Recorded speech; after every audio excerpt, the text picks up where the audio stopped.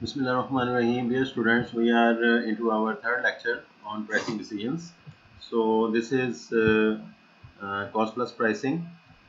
Cost plus pricing is somewhat different from the market-based pricing. So market-based pricing में instead of using market-based approach for long-run pricing decision, managers sometimes use a cost-based approach. यानी काम का आगाज़ जो है पहले कहाँ से होता था, एक ख़ास कस्टमर की डिमांड पे मुश्तमिल एक प्रोडक्ट से होता था, वहाँ से हम प्राइस एक सोचते थे और फिर उसको कॉस्ट तक लेके आते थे। यहाँ पे क्या है कि पहले एक प्रोडक्ट जो है वो बन जाएगी और फिर उसकी एक कॉस्ट होगी और कंपनी जो है उसमें जितना अपना प्रॉफिट मार्जिन ऐड करना चाहेगी वो ऐड कर लेगी। The general formula for setting a cost based selling price adds a markup component to the cost base.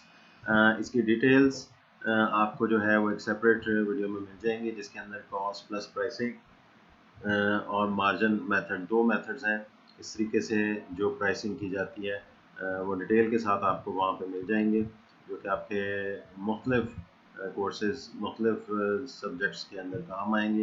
इसकी डिटेल्स आप वहाँ पे देख सकते हैं। तो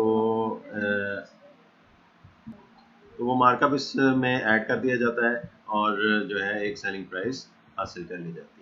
so usually it is only starting point in the price setting process. इसमें सबसे बड़ा प्रॉब्लम यही है कि ये प्राइस जो है ये कांस्टेंट नहीं रहती, इसमें जो है ये फ्लेक्सिबल होती है। Markup is somewhat flexible based partially on the customers and competitors, तो ये कीमत भी आगे पीछे होती रहती है। So because the markup is added, cost based pricing is often called cost plus pricing. So where the plus refers to the markup component, which is normally a specific percentage, or it could be the requirement of the required rate of return of the investors and so on. इस तरह से कुछ भी जो है वो formula तय किया जा सकता है। और कॉस्ट प्लस प्राइसिंग क्या फॉर्म्स इख्तियार कर सकती है, तो let's see cost plus pricing can be determined in several ways.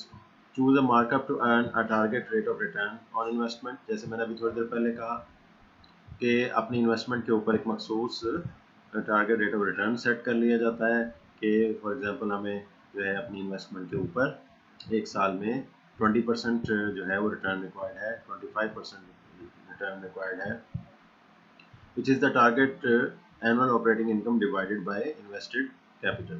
तो कंपनी जो सोचती है कि हमारा इतना जो है ऑपरेटिंग इनकम होनी चाहिए, टारगेट ऑपरेटिंग इनकम हमारी इतनी होनी चाहिए, उसको डिवाइड कर दिया जाए इन्वेस्टेड कैपिटल से। ये बहुत सिंपल और रफ फार्मूला है, बहुत इफेक्टिव फार्मूला है, इसको यूज़ किया जाता है अपने मार्जिन को फाइंड आउट करने के लिए।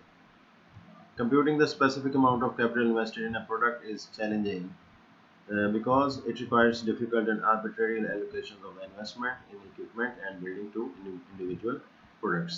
तो इसके अंदर ये तो एक डायलेमा है, ये एक जो है डिफ़िकल्ट काम है कि किस तरीके से जो है एक ख़ास प्रोडक्ट में, एक ख़ास प्रोजेक्ट में कितनी अमाउंट इन्वेस्ट हुई है उसको फाइंड आउट करना। It's really a difficult task कि यानी लॉन्ग टर्म इन्वेस्टमेंट में से कितना हिस्सा इस खास प्रोडक्ट को एलोकेट किया जाए, that is a big issue।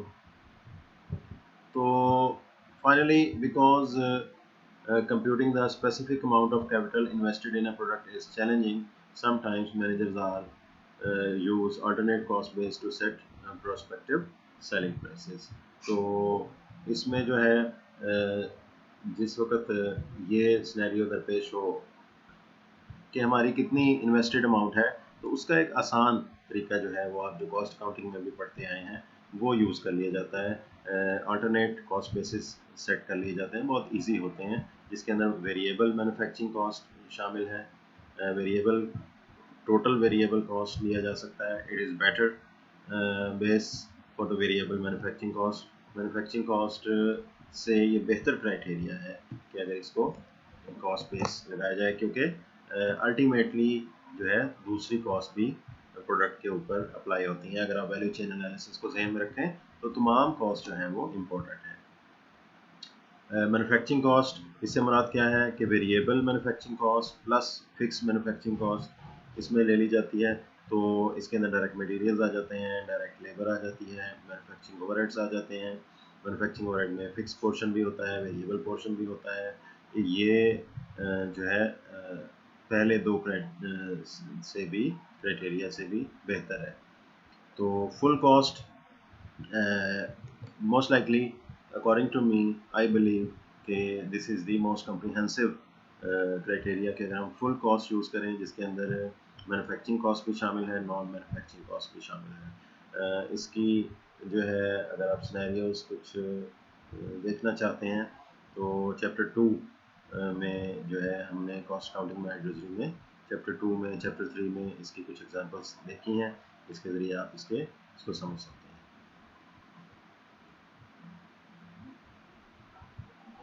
जैसे मैंने थोड़ी देर पहले कहा कि what is the most common business practice, जो सबसे बेहतर जो है, most firm use full cost for their cost based pricing decision because it allows for full recovery of all the cost of the product, it allows the price stability, it is simple approach.